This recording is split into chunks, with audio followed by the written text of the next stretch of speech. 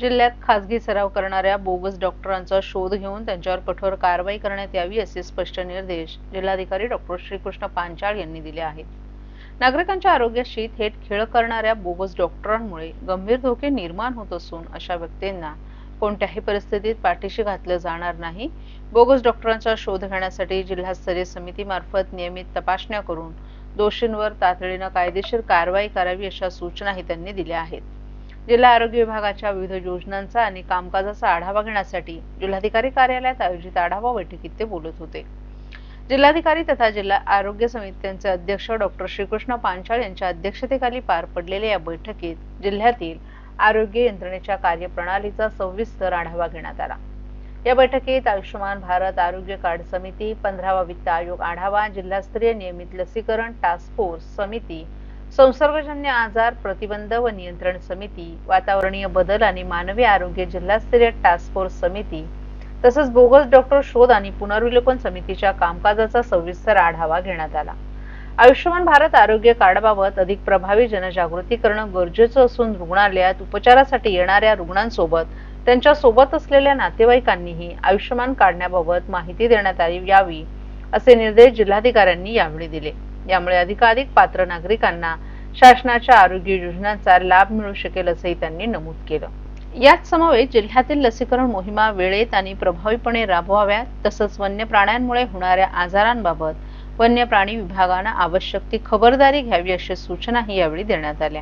सर्व नागरिकांना आवाहन करण्यात येत आहे की सध्या डासांमार्फत पसरणाऱ्या डेंग्यू या आजाराचा प्रसार रोखण्यासाठी प्रत्येकाने पुढील प्रमाणे कार्यवाही करावी।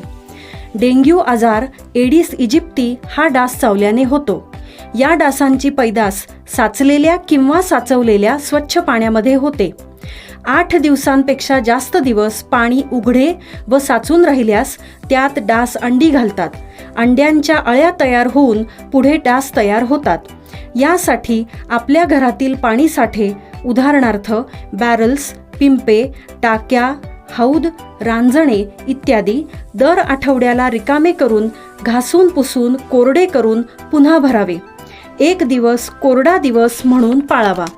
पाणी साठ्यांना घट्ट झाकणे बसवावीत किंवा जुनी साडी, चादर, धोतर यांनी बांधून झाकून ठेवावीत, म्हणजे डास त्यात जाऊन अंडी घालणार नाहीत। घराच्या गच्चीवर, आजूबाजूला, अंगणात कोठेही पाणी साचू देऊ नये। भंगार सामान उघड्यावर टाकू नये, उदाहरणार्थ टायर्स, प्लास्टिक सामान, कुंड्या, टाकाऊ वस्तू इत्यादी। अशा सामानात पावसाचे पाणी साठून त्यात डेंग्यूच्या डासांची पैदास होते। घरातील कूलर्स, फ्रीजच्या पाठीमागील ट्रे हे देखील वेळोवेळी कोरडे करावेत। लक्षात ठेवा, नुसत्या फवारणीने डास घनता कमी होत नाही, तर त्यासाठी डास पैदास ठिकाणे नष्ट करणे ही आपल्या सर्वांची जबाबदारी आहे। कोणताही ताप अंगावर न काढता जवळच्या शासकीय रुग्णालयात मोफत औषधोपचार घ्या। अशा प्रकारे नागरिकांनी सहकार्य केल्यास डेंग्यूचा प्रसार रोखणे सहज शक्य आहे।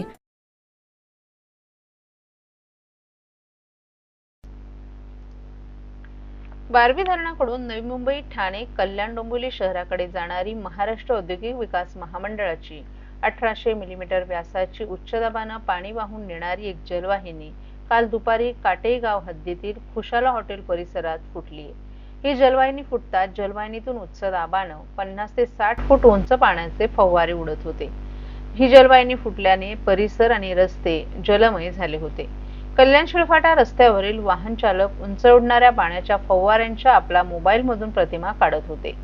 जलवाहिनीतील पाणी एकाच वेळी रस्त्यावर आल्याने वाहन चालक या भागातून संथ गतीने वाहन चालवित होते, त्यामुळे या भागात काही वेळ वाहतुकीची कोंडी झाली होती। वाहतूक पोलीस वाहन चालकांना मोबाईलद्वारे प्रतिमा काढणाऱ्या वाहन चालकांना आणि प्रवाशांना वाहन पुढे घेऊन जाण्याच्या सूचना करत होते। MIDC कडून कोळेगाव ते खुशाला हॉटेल दरम्यान एक नवीन जलवाहिनी टाकण्याचं काम मागील काही दिवसांपासून सुरू आहे, त्यामुळे यंत्रणा या भागात कार्यान्वित आहे। याच भागात मेट्रो मार्गिकेचंही काम सुरू आहे।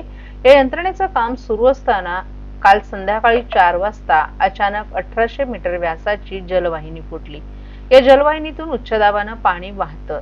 तेच पाणी जलवाहिनी फुटताच उंच दिशेने उच्च दाबाने विविध आयाम घेऊन उडू लागलं।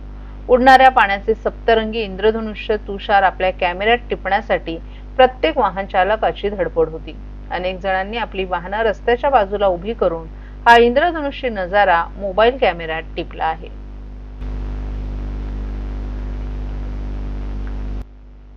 विरार येथील बिल्डर हत्या प्रकरणातील आरोपी सुभाषसिंग ठाकूर याची पोलीस कोठडीची मुदत संपल्यानं त्याला काल ठाणे जिल्हा न्यायालयात हजर करण्यात आलं. विशेष सरकारी वकील संजय मोरे यांनी पुढील तपासासाठी पोलीस कोठडी वाढवण्याची मागणी केली.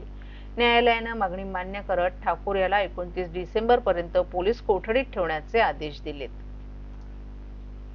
ठाणे महापालिका निवडणुकीची प्रक्रिया अधिकृतपणे सुरू झाल्यानं आजपासून उमेदवारी अर्ज वितरणास प्रारंभ झालाय. या निमित्तानं ठाण्यातील उथळसर आणि नौपाडा प्रभाग समिती कार्यालयांमध्ये इच्छुक उमेदवारांची मोठी गर्दी पाहायला मिळाली. आज सकाळच्या वेळेपासूनच विविध राजकीय पक्षांचे पदाधिकारी, स्थानिक नेते, कार्यकर्ते तसंच अपक्ष उमेदवार अर्ज घेण्यासाठी प्रभाग समिती कार्यालयात दाखल झाले होते.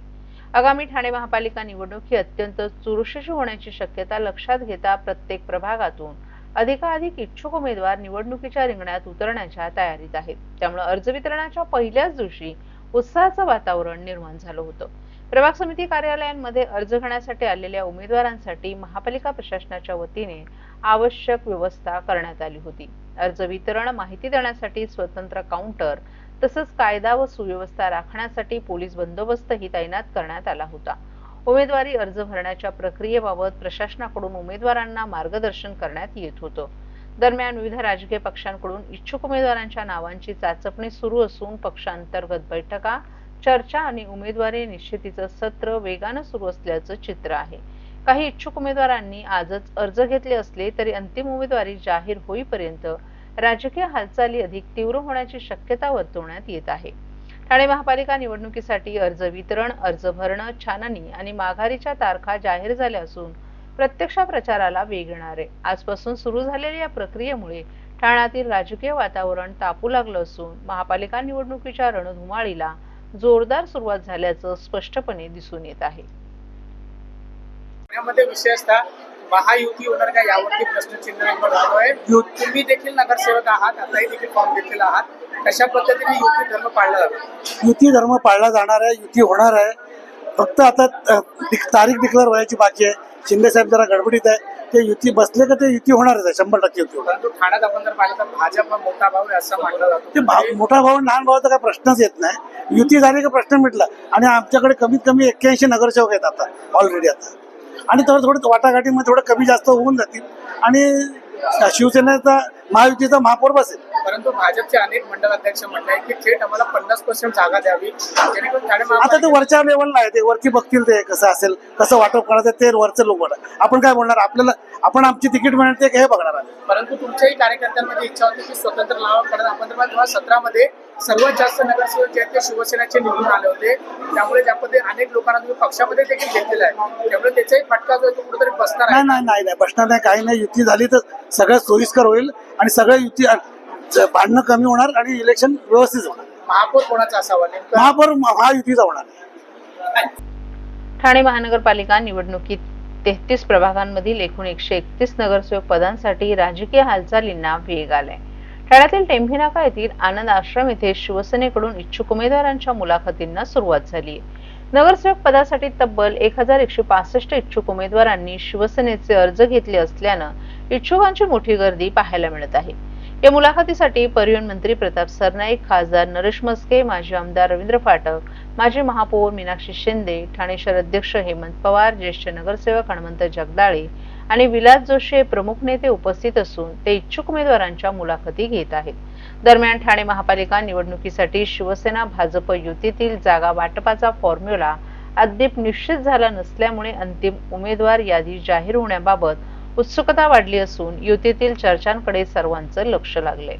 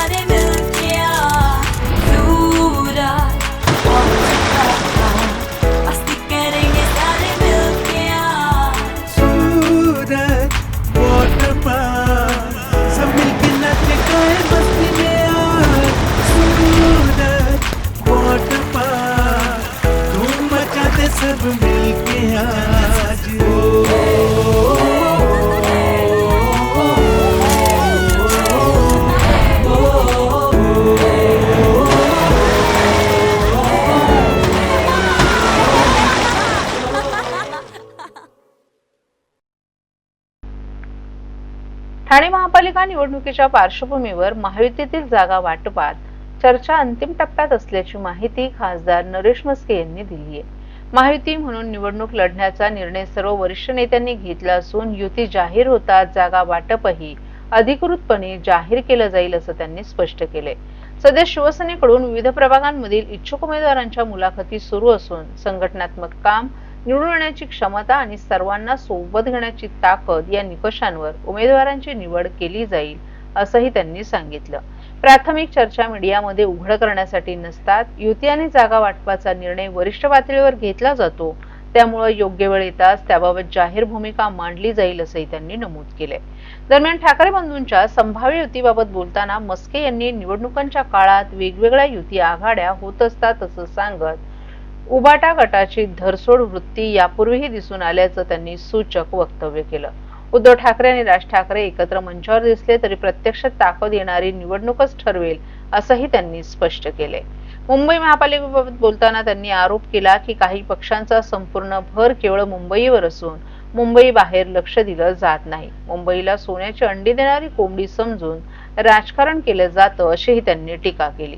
महायुतीतील जागा वाटपाबाबत कुठेही वाद किंवा तिढा नसल्याचं सांगत मुंबईतील युती आणि जागा वाटपाची घोषणा देखील लवकरच केली जाईल असा विश्वास खासदार नरेश म्हस्के यांनी व्यक्त केलाय.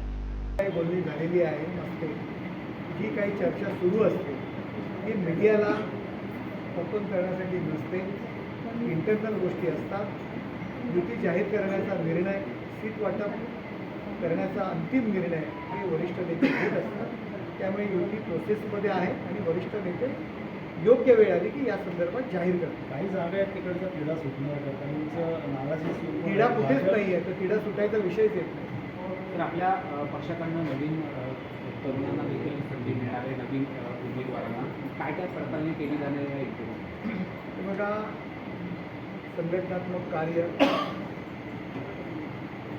निवडून येण्याची क्षमता, सगळ्यांना घेऊन जाणारा व्यक्ती, असे बरेचसे निकष आहेत आणि त्यानुसार उमेदवार निवडले जाणार आहेत.